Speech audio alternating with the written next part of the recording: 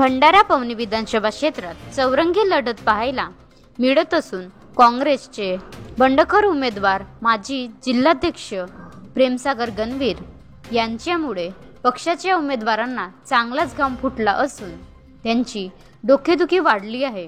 तर काँग्रेस पक्षात 35 वर्ष काम करून निष्ठावंतांना डावलले जाते। नाना पटोले हे जातीवाद करून बौद्ध समाजाला डावलण्याचा काम करीत असल्याचे आरोप प्रेमसागर गणवीर यांनी केला आहे।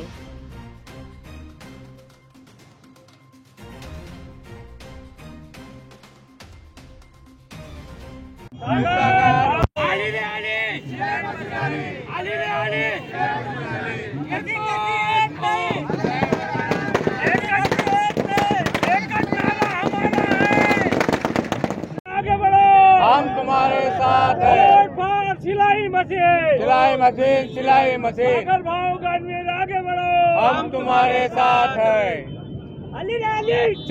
35 वर्षापासून मी काँग्रेसची सेवा केलेली आहे। प्रामाणिकपणे लोक काँग्रेसचे जे आज मोठे नेते झाले, हे काँग्रेस सोडून गेले, परत काँग्रेसमध्ये आले आणि आज मोठे नेते झाले। परंतु मी सतत 35 वर्षापासून काँग्रेसची सेवा केली आहे प्रामाणिकपणे। आणि आज मला 2009 पासून मी उमेदवारी काँग्रेसकडे मागत आहे, तरी पण मला उमेदवारी दिली नाही।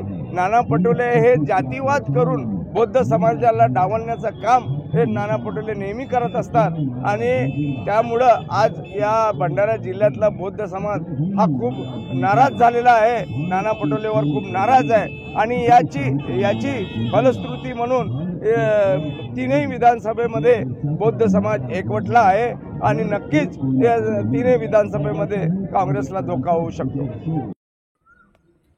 बनवा व्हिडिओ, पाठवा व्हिडिओ, आम्ही तुमच्या न्याय हक्कासाठी लढा देऊ।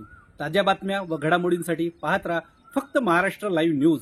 आजच आमच्या चॅनलला सबस्क्राईब करा, शेअर करा, कमेंट करा आणि हो, बेल आयकॉन दबायला विसरू नका। जय महाराष्ट्र।